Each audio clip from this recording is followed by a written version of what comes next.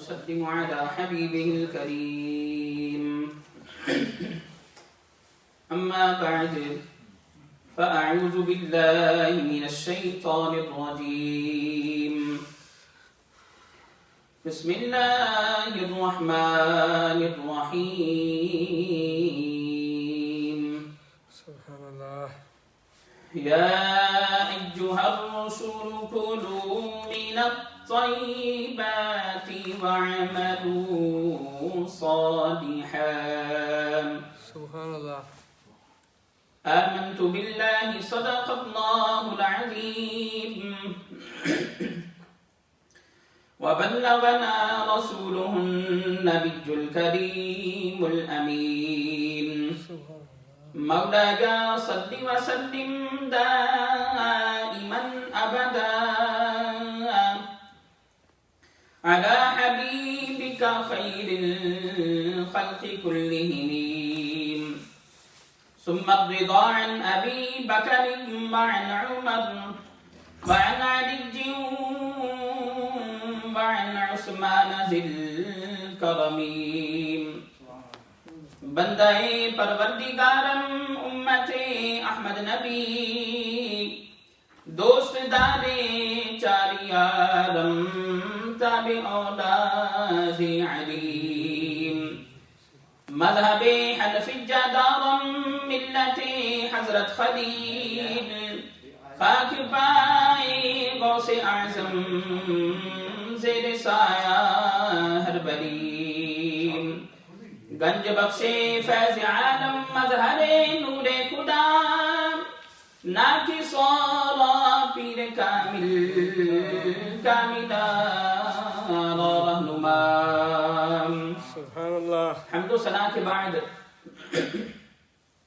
معزز سامعین کرام ذوی الاحتشام بزرگوں دوستوں محترم بھائی اور بہنوں my respected brothers and sisters, آج کا جو ہمارا موضوع ہے وہ اکل حلال سے متعلق ہے، حلال روزی سے متعلق ہے.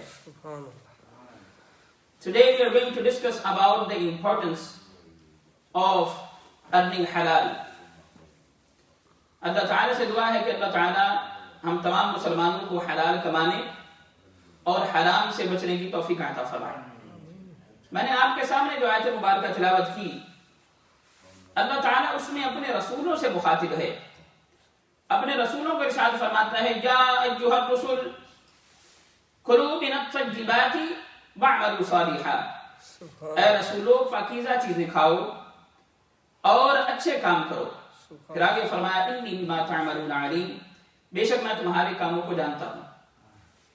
اب یہاں پر یہ بات ذہن میں رکھنا بڑا ضروری ہے کہ اس آیت مبارکہ میں اللہ تعالیٰ نے انبیاء علیہم السلام کو جو حلال اور پاکیزہ کھانے کا حکم فرمایا، نیک اعمال کرنے کا حکم فرمایا، اس سے یہ مراد نہیں ہے لاعاذ باللہ کہ وہ پہلے نہیں کرتے تھے، وہ پہلے ہی کرتے تھے، مگر حلال روزی کمانے اور اعمال صالحہ کرنا کی اہمیت بڑھا دی اپنے انبیاء کو بتا کر. سبحان اللہ. کہ اگر اللہ تعالیٰ یہ حکم اپنے انبیاء کو فرما رہا ہے تو امت کے لیے دیکھیں کہ کتنا یہ ضروری ہے. اور پھر دوسری حکمت اس آیت کے اندر یہ ہے، جہاں پر بہت ساری حکمتیں ہیں، اس کی بہت ساری تفاصیل جو کی گئی ہیں، ان میں ایک حکمت یہ بھی ہے کہ جو امت ہوتی ہے وہ اپنے نبیوں کی پیروی کرتی ہے، اپنے انبیاء علیہ السلام کی پیروی کرتی ہے. تو اللہ تعالیٰ نے حکم جو انبیاء کو فرمایا اس لیے فرمایا کہ ان کو دیکھ کر ان کے جو امتی ہیں وہ بھی پیروی کریں، اعمال صالح کریں اور حلال کمائیں. سبحان اللہ. تو گویا اللہ تعالیٰ نے جو انبیاء علیہ السلام کو حکم فرمایا یہ ہم لوگوں کے لیے بھی بدرجہ اعظم اور ہم لوگوں کے لیے بھی بڑی اہمیت کا حامل ہے.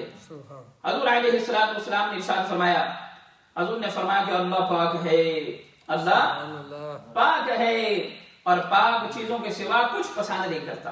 اس سے ثابت یہ ہوا کہ اللہ تعالیٰ پاک ہے، وہ پاک مال کو بھی پسند کرتا ہے، وہ صرف پاک مال کو پسند کرتا ہے، حرام کو پسند نہیں کرتا. If someone is earning haram money and he is thinking that he will become one day wali of Allah, it's not possible. Because Allah subhanahu wa ta'ala doesn't like haram money, haram earning. تو حضور نے فرمایا کہ اللہ خود پاک ہے اور وہ پاک مال کے سوا کچھ چیز کو پسند پاک چیزوں کے علاوہ کسی چیز کو پسند نہیں فرماتا.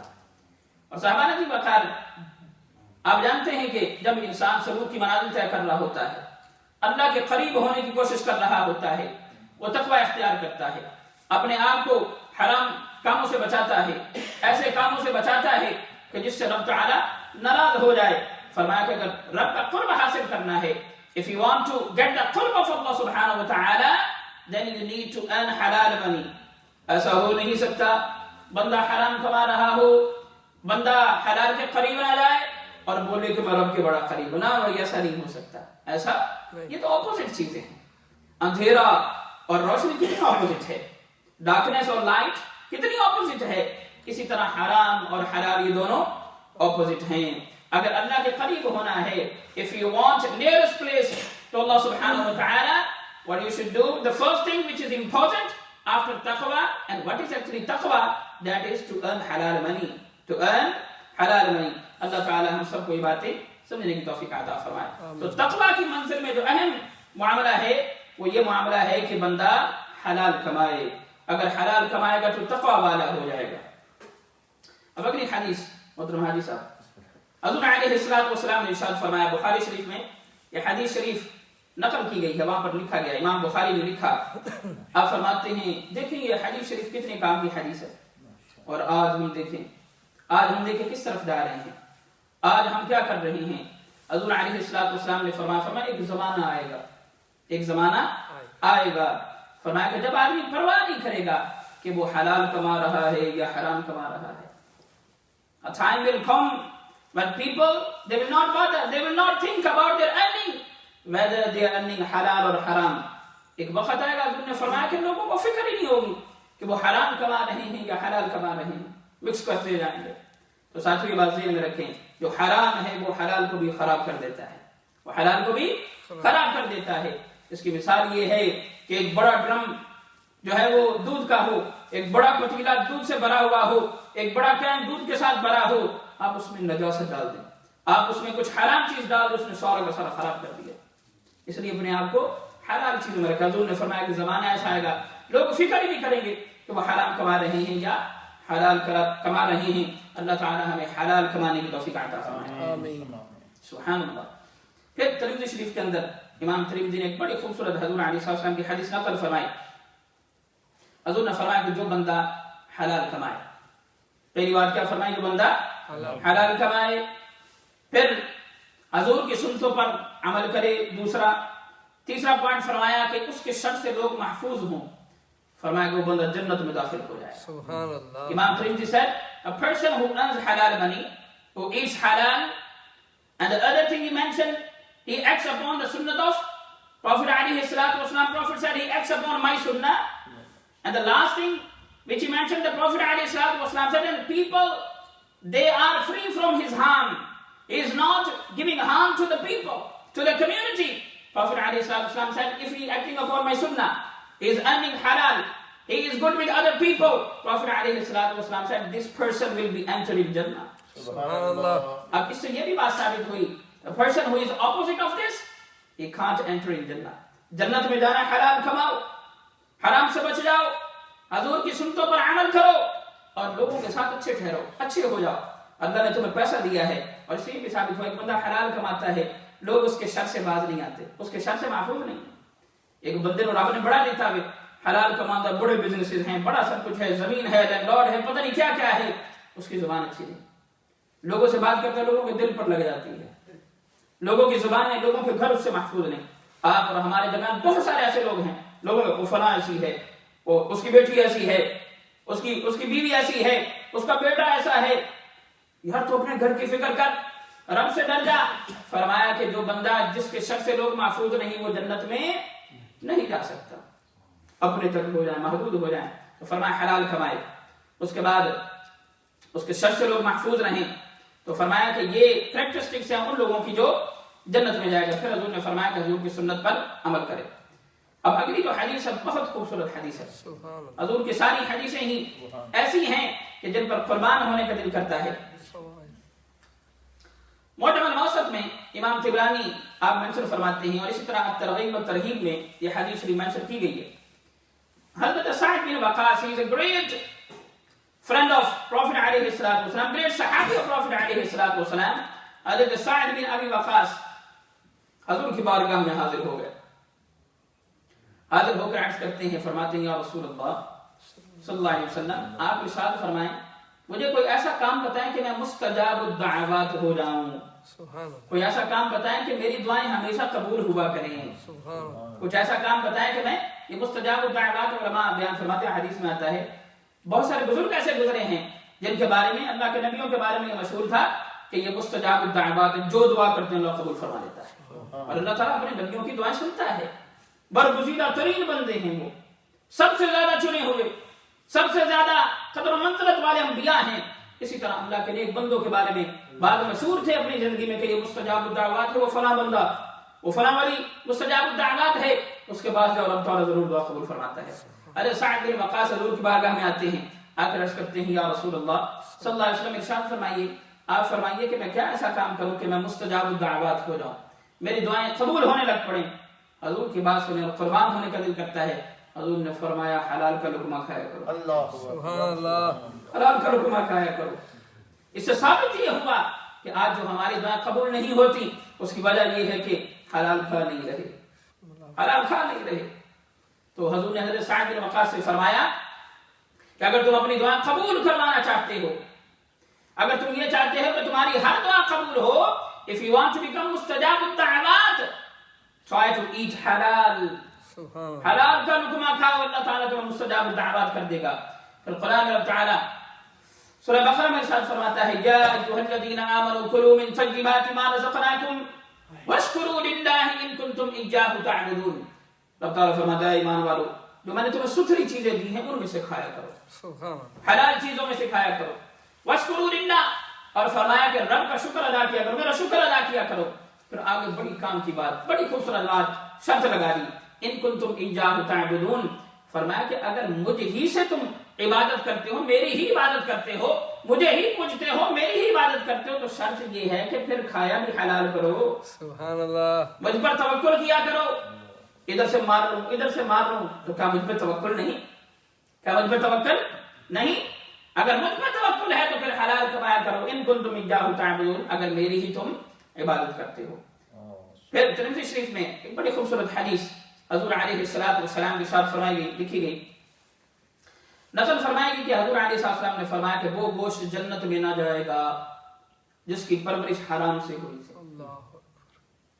ایک انسان دبلا پتلا تھا، یا ایک انسان وہ ایک عرصے تک کھاتا پیتا. آپ جانتے ہیں جب انسان کھاتا ہے اس سے پھر خون بنتا ہے اور اسے اجزاء بنتے ہیں، وہ جسم کے مختلف حصوں کو بناتے رہتے ہیں. کیونکہ انسان کے اندر آپ سائنس پڑھیں تو توڑ پھوڑ کا عمل جاری رہتا ہے، توڑ پھوڑ کا عمل جاری رہتا ہے، کچھ بنتا رہتا ہے، کچھ ختم ہوتا رہتا ہے. یہ رب تعالیٰ کا نظام ہے. حضور نے فرمایا کہ وہ گوشت جنت میں نہ جائے گا کہ جس کی پرورش کس مال سے ہوئی ہو؟ حرام مال سے ہوئی ہو. اور پھر فرمایا حضور نے ایسا گوشت دوزخ میں جانے کا زیادہ حقدار ہے جو حرام کھا کر پلا ہو، حرام کھا کر بنا ہو. اللہ تعالیٰ ایسی باتوں سے ہمیں بچنے کی توفیق عطا فرمائے اور ان اہم باتوں کو سمجھنے کی توفیق عطا فرمائے. پھر اب میں نے جس طرح پہلے مستجاب الدعوات کے ضمن میں نے عرض کیا، بعض لوگ اکثر یہ رونا رو رہے ہیں حضور ہماری دعا قبول نہیں ہوتی، امام صاحب ہم دعائیں مانگتے رہتے ہیں. پہلی بات تو یہ ہے کہ اللہ تعالیٰ کی حکمتیں انسان نہیں سمجھ سکتا. آپ دعا کے اقسام بھی جانتے جو آیا حدیث شریف کے اندر کہ 3 طرح کی دعا فوراً قبول ہو جاتی ہے، کچھ عرصے بعد ہو جاتی ہے، قیامت کے دن ہوگی. حدیث شریف آپ نے سنی. رب کی حکمتیں اپنی جگہ ہیں، ان کو ذہن میں رکھیں. لیکن ایک اہم کام جو ہے، ایک اہم اس کے اندر جو عنصر ہے وہ یہ ہے کہ انسان حلال کماتا ہو.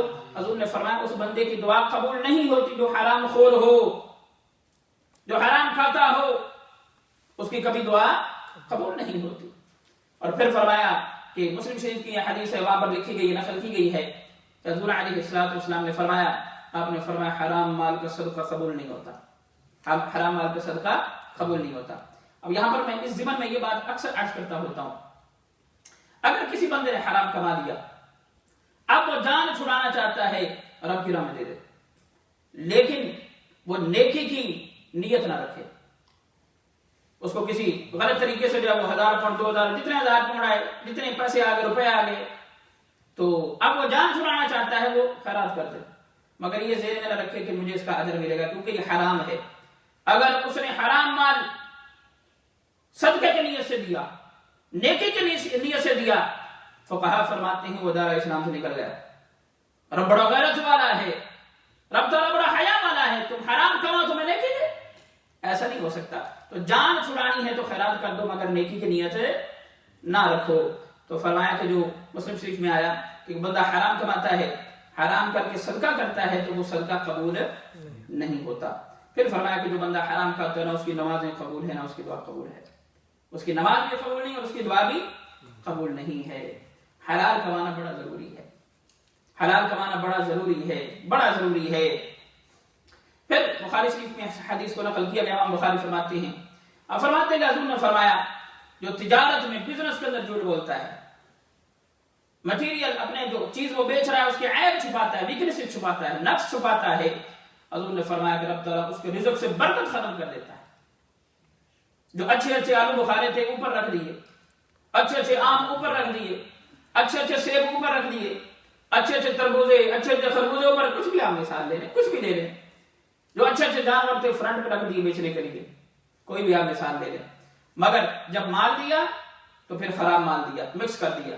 تو حضور نے فرمایا کہ جو عیب چھپائے، جو عیب چھپائے اپنے تجارت کے مال کے اور جھوٹ بولے، آپ بازار میں جاتے ہیں، مارکیٹ میں جاتے ہیں، ہر جگہ ہم مسلمان موجود ہیں، یہ اللہ کا فضل ہے کہ ہم موجود ہیں، مگر کام اچھے ہونے چاہیے۔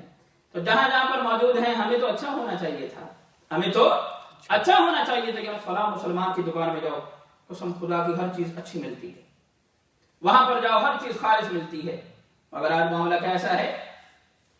آپ کسی کے ساتھ بزنس کر کے دیکھ لیں، کسی سے گاڑی لے کر دیکھ لیں، کسی کو کوئی چیز بیچ کر دیکھ لیں، آن لائن دیکھ لیں، کوئی جتنا بھی آپ معاملہ دیکھ لیں، ارد گرد کسی گروسری شاپ میں چلے جائیں، اچھے لوگ ہیں، سارے برے نہیں، اچھے لوگ ہیں، مگر مسلمان سب کو اچھا ہونا چاہیے تھا۔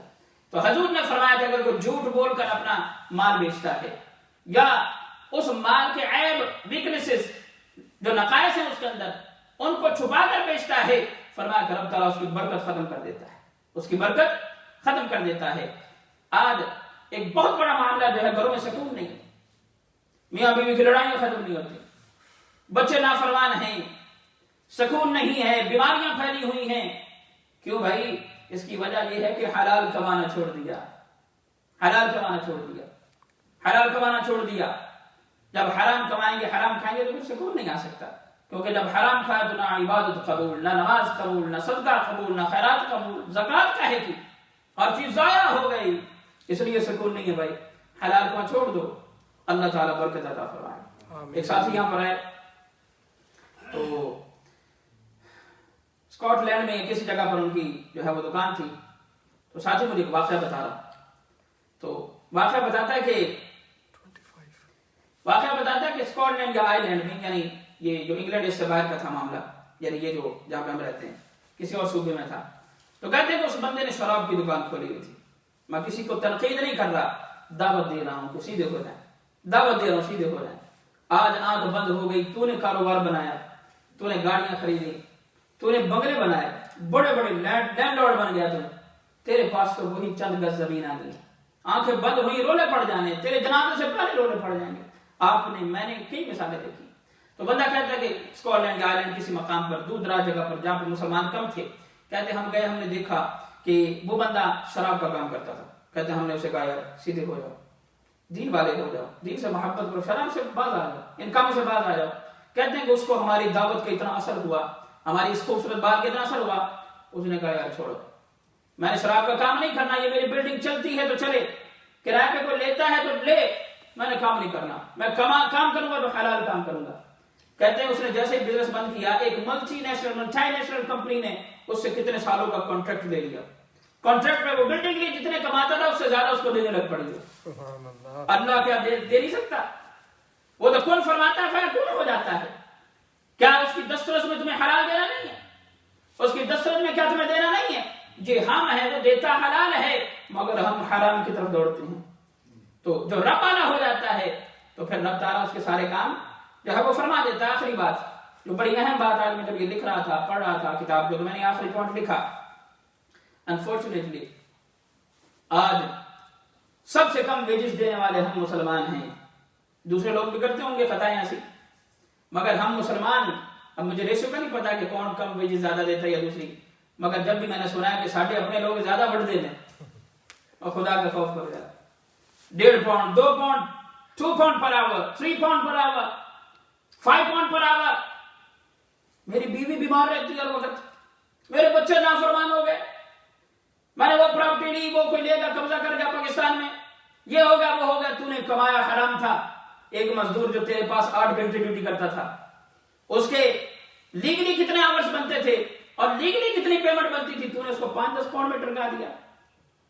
کیا رب تعالیٰ قدرت نہیں رکھتا کہ تجھے پکڑے؟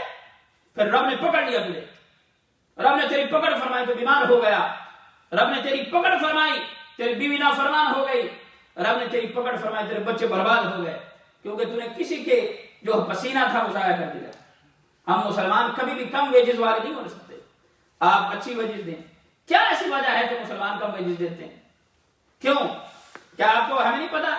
کیا آپ کو پتا نہیں چل سکتا کہ نچلی ویجز کتنی ہے؟ الحمدللہ میری ویجز اچھی ویجز میں آتی ہے. میری ویج جو ہے، یہاں پہ ٹریجری صاحب بیٹھے ہوئے ہیں، مسجدیں پوری ویجز نہیں دیتی ہیں علماء کو. ڈوب مرو تم، اللہ تعالیٰ نے مسجدیں بند کر دی، کک آؤٹ کر دیا تمہیں باہر. اس کی وجہ یہ ہے کہ وہ علماء جو معمار تھے تمہاری نسلیں بناتے ہیں، جو تمہارے بچوں کو پڑھاتے ہیں. اللہ ماشاءاللہ کوئی ایک مسجدیں ایسی ہیں جب وہ رکھتی ہیں وہ کہتی ہیں بھائی ہم نے سارا ڈکلیئر کرنا ہے امام صاحب، تو علماء بھی اس چیز کو قبول فرماتے ہیں، کہتے ہیں بسم اللہ.